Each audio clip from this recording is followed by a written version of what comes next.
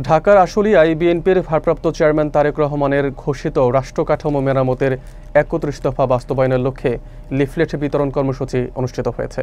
মঙ্গলবার বিকেলে গোকুলনগর ও পানধুয়া বাজার এলাকায় এই কর্মসূচির আয়োজন করে স্থানীয় বিএনপি ও অঙ্গ সংগঠনগুলো।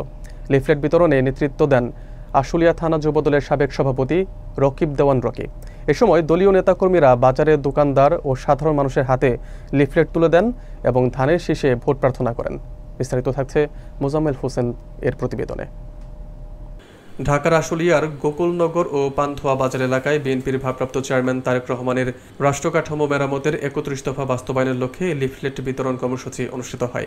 মঙ্গলবার বিকেলে অনুষ্ঠিত এই কর্মসূচির নেতৃত্ব দেন আশুলিয়া থানা যুবদলের সাবেক সভাপতি রকিব দেওয়ান রকি।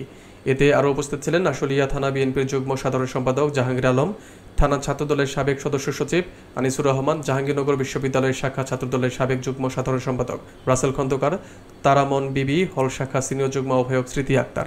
এছাড়া যুবদল নেতা ডালিম ও জিসান সহ বিএনপির বিভিন্ন অঙ্গ সংগঠনের নেতাকর্মীরাও অংশ নেন। লিফলেট বিতরণের সময় রকিব দেওয়ান দোকানদার ও পথচারীদের হাতে লিফলেট তুলে দেন এবং জিয়া পরিবারের জন্য দোয়া ও ধানের শীষে ভোট প্রার্থনা করেন। তিনি বলেন, দীর্ঘ ১৭ বছর ধরে আওয়ামী সরকারের নির্যাতন ও মিথ্যা মামলার শিকার হয়েও তারা গণতান্ত্রিক আন্দোলন থেকে বিচ্যুত হননি। তিনি আরও উল্লেখ করেন, তারেক রহমানের ৩১ দফা বাস্তবায়িত হলে দেশে সুশাসন, কৃষি উন্নয়ন, কর্মসংস্থান সৃষ্টি ও তত্ত্বাবধায়ক সরকার ব্যবস্থা পুনঃপ্রবর্তন সম্ভব হবে। ১৩ জুলাই ২০২৩ রাষ্ট্রকাঠামো মেরামতে ৩১ দফা জনগণের সামনে উপস্থাপন করেছিলেন দেশনায়ক জনাব তারেক রহমান। আমরা সেই ৩১ দফা বাস্তবায়নের লক্ষ্যে আমাদের আশুলিয়া থানায় বিভিন্ন জায়গায় আমরা লিফলেট বিতরণের কাজ প্রতিনিয়ত করে যাচ্ছি।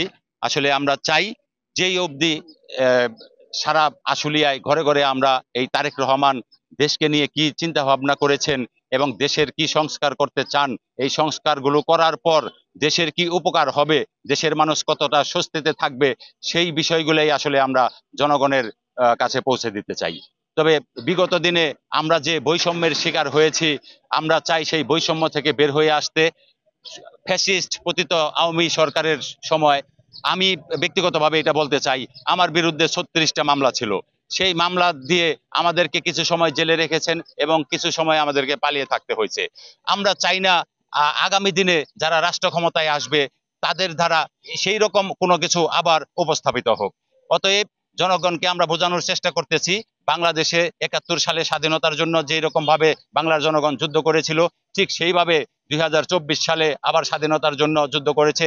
এই স্বাধীনতার যুদ্ধ আর যেন পুনরাবৃত্তি না হয়, তার জন্য আমাদের দেশনায়ক জনাব তারেক রহমান ৩১ দফা ঘোষণা করেছিলেন এবং এই ৩১ দফা বাস্তবায়ন করতে পারলে দেশে কোনো বৈষম্য থাকবে না, দেশ আবার গণতান্ত্রিক দেশে পরিণত হবে ইনশাআল্লাহ। এই কর্মসূচিতে আমি আপনাদেরকে যেভাবে পাশে পেয়েছি এবং বিগত আগামী দিনে যেন আপনারা আমার পাশে থাকেন, সেই আশাবাদ ব্যক্ত করে আমি আমার বক্তব্য শেষ করছি এবং কর্মসূচি পালন করার আহ্বান জানাচ্ছি। ধন্যবাদ সকলকে।